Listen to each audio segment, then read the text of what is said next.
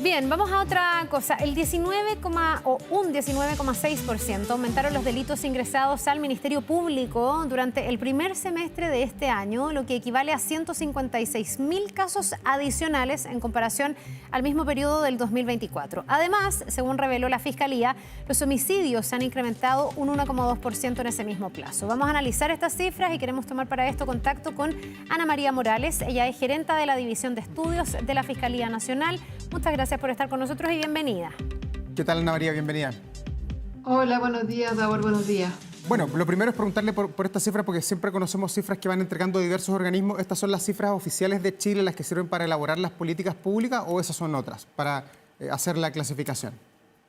A ver, el Ministerio Público ha estado evacuando información de manera constante en materia de homicidios, en materia de secuestros, en materia de extorsiones, y nosotros evacuamos informes anuales en relación a esas materias que tanto preocupan a la población.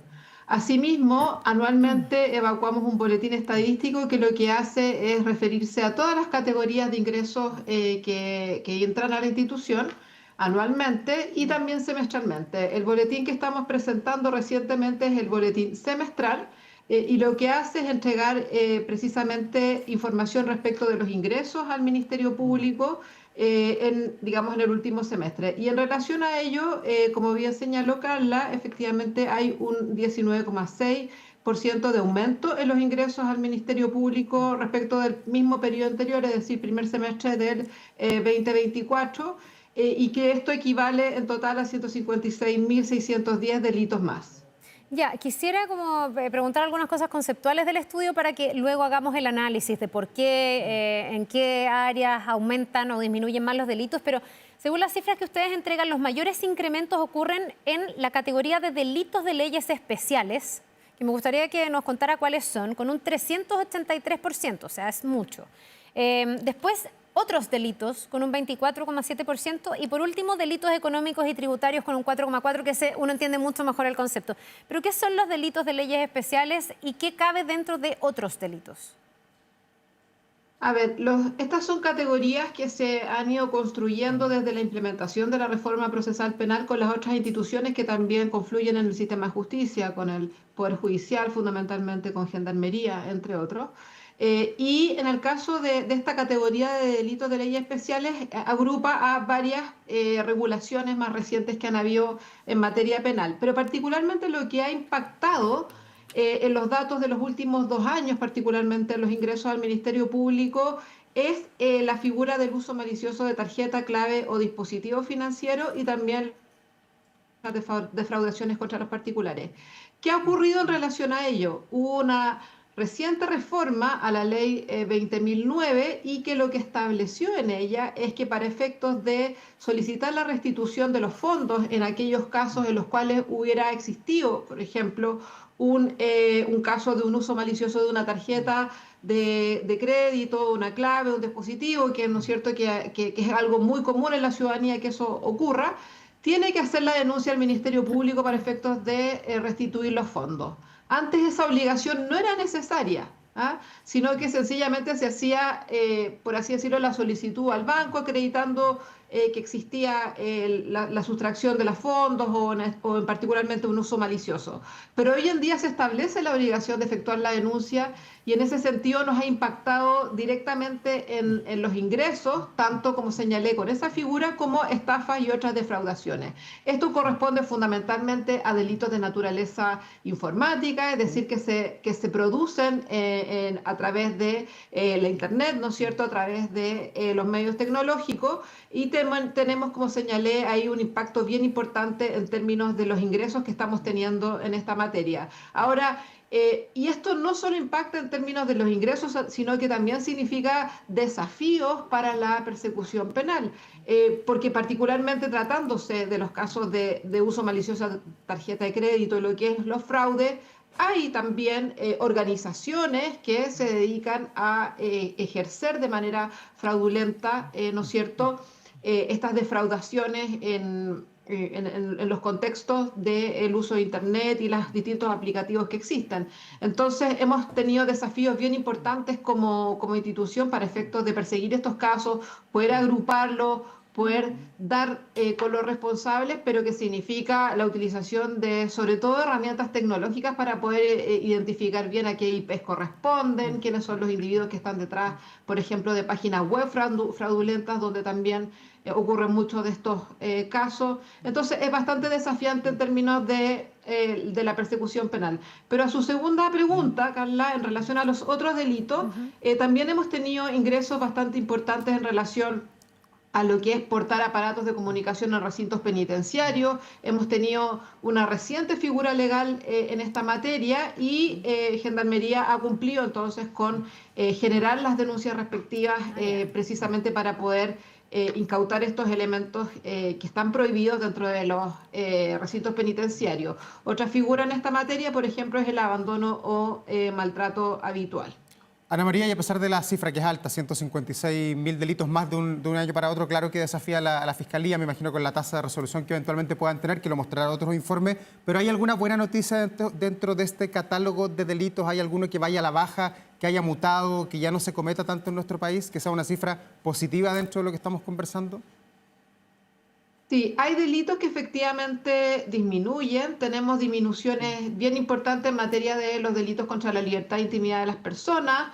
Esos son fundamentalmente los casos de amenazas, que tenemos ahí una reducción bastante importante, pero también en otros delitos contra la propiedad y particularmente en el caso de los robos.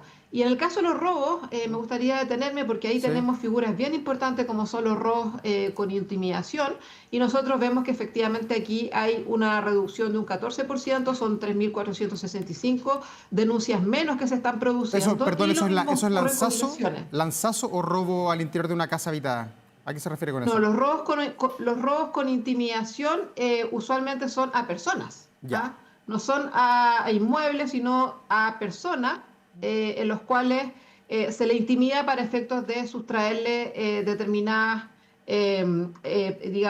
cosas que esté portando, o también puede ocurrir en un domicilio en la medida que haya personas. Si es que no hay personas, por ejemplo, se trata de un robo con fuerza y eso entra dentro de otras categorías. Entonces, de todas maneras, dentro de los delitos contra la propiedad, el robo con intimidación es uno de los delitos que a nosotros más nos preocupa, porque genera mucha inseguridad en la población, porque genera una sensación de riesgo bien importante, y que podamos mostrar una reducción en esta materia en términos de los ingresos que estamos recibiendo, siempre es una buena noticia, pero también queremos ser cautelosos, que estos son los datos correspondientes al primer semestre y por lo tanto hay que ir viendo si esa tendencia se consolida en el tiempo. Ya, hablemos un poco y pongamos el zoom, digamos, en los homicidios. ¿Qué pasa ahí? Porque se habla de un aumento de un 1,2%, pero ¿qué tipos de homicidios entran? Entiendo que algunas categorías igual tienen disminuciones. A ver si nos puede contar exactamente qué ocurre con los homicidios. Respecto de los homicidios, es importante tener presente que existe un trabajo interinstitucional al alero del Centro de Homicidios, que es coordinado por el Ministerio de Seguridad, por el hoy en día Ministerio de Seguridad, y en el cual confluimos todas las instituciones aportando con datos, y particularmente el Ministerio Público es el que valida los datos de víctimas de homicidios consumados. Y ese es el dato oficial que existe en esta materia y que ya se entregó respecto de 2024 y próximamente se va a entregar respecto del primer semestre del 2025. Sin embargo, lo que nosotros podemos entregar en términos de información son los ingresos al Ministerio Público en materia de homicidios. Eso no quiere decir que se trate de personas que hayan fallecido, sino que también pueden o agrupan a los casos de tentativa de homicidio o de homicidio frustrado, es decir, aquellas situaciones en las cuales el homicidio no se llegó a consumar.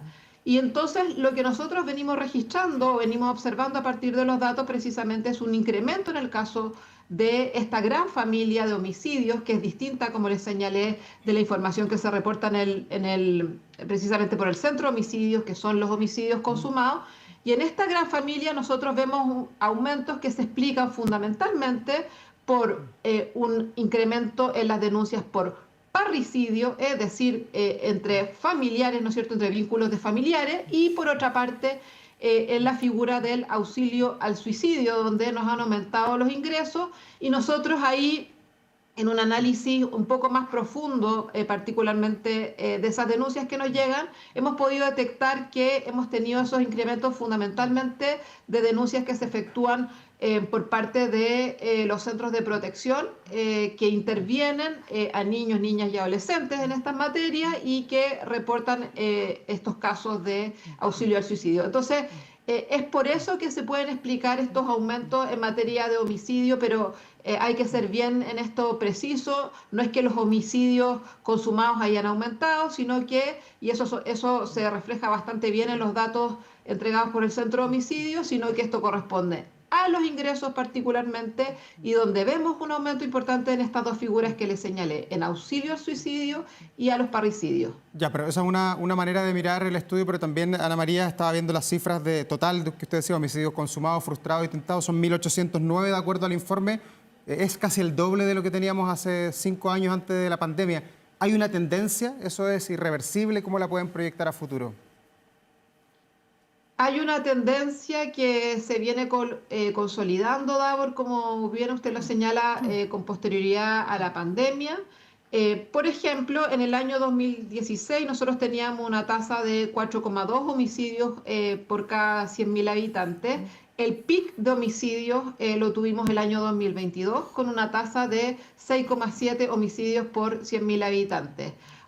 Al 2024, que es el último dato que tenemos consolidado al alero del centro de homicidio, la tasa es de 6 homicidios por cada 100.000 habitantes. Esos son los datos oficiales, pero bien como usted señala, se ha observado una alza, un incremento importante en los últimos años. El pic fue el año 2022 y estos 2 últimos años se ha visto un descenso paulatino que esperamos que el mismo continúe. Es importante siempre entregar los datos, Davor y Carla, en relación a las tasas, porque la frecuencia te mide cuántos homicidios se cometen, pero es importante tener entonces la relación con la población, ¿no es cierto? Porque a nosotros nos afecta bastante, por ejemplo, los fenómenos migratorios. Los fenómenos migratorios no solo implica que tenemos más población, sino que también más población en los cuales que puede ser por una parte víctima de delitos, pero también que puede cometer delitos.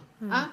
Y en eso hemos visto también datos importantes en materia de homicidios, por ejemplo, y secuestros que han aumentado en los últimos años. Yo no sé si este estudio lo recoge, pero me imagino que igual se pueden sacar algunas conclusiones con otros estudios, porque usted nos dice que se construye con los ingresos de los casos al Ministerio Público, y lo que quiero preguntar más bien tiene que ver con la resolución de esos casos, porque es saber cuáles son las causales de esos homicidios.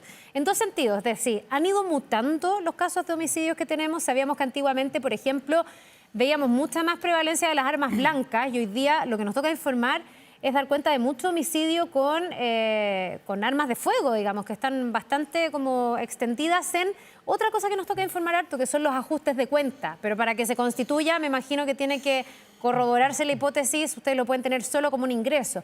La pregunta es si han ido mutando, si es distinto el homicidio que teníamos antes al que tenemos ahora o el fenómeno de los homicidios a lo que tenemos hoy. Efectivamente, el fenómeno ha ido mutando. La mayoría de los homicidios siguen siendo de naturaleza interpersonal. ¿Qué significa eso? Que son cometidos por personas que se conocen, ya sea porque tienen un vínculo de amistad, porque tienen un vínculo de pareja. Es decir, existe una estrecha relación en eso. Sin embargo, lo que ha sido más preocupante han sido precisamente, como bien se señaló, los aumentos de uso de armas de fuego y la vinculación de esos casos con organizaciones precisamente que se dedican a diversos mercados criminales, ¿no es cierto? Lo que se denomina entonces crimen organizado. Nosotros hemos evacuado informes anualmente sobre esta materia y de acuerdo a las estimaciones y la revisión de los antecedentes, sobre todo de las investigaciones que llevamos en esta materia, porque por eso quiero ser bien enfática en que estos son ingresos, pero luego los datos se van ajustando en la medida que las investigaciones se van llevando a cabo y casos que pueden haber ingresado como homicidio en realidad corresponden, por ejemplo, a lesiones graves o casos que habían ingresado como lesiones graves pueden devenir efectivamente en un homicidio. Por eso son tan importantes llegar a esos datos. Pero en concreto lo que nosotros hemos visto es una evaluación, una consolidación sobre todo de los casos vinculados al crimen organizado que corresponden a un 16-17% del total de los homicidios consumados. Ese es el peso que hoy en día tiene el crimen organizado en relación a los homicidios particularmente. Luego también un tercio corresponde a contextos de naturaleza intrafamiliar, es decir, la mayoría de los homicidios también corresponden a casos de violencia intrafamiliar y casos que se dan entre parejas o con niños, niñas y adolescentes. Entonces también hay ahí una problemática que suele no ser visibilizada con tanta fuerza como ocurre, por ejemplo, con el crimen organizado, pero que resulta realmente preocupante en la medida que evidentemente hay personas que son víctimas de estos delitos en el contexto de las relaciones de convivencia familiares. Ana María Morales, gerente de la División de Estudio de la Fiscalía Nacional, muchas gracias por esta entrevista, por estos datos que obviamente son un insumo para muchos otros elementos y políticas públicas que hay en el país. Que le vaya muy bien. Gracias, Ana María. Un buen día. Muchas gracias, Carlos. Muchas gracias, Davina. Gracias. Davor y Carla. Gracias, buen día. Gracias.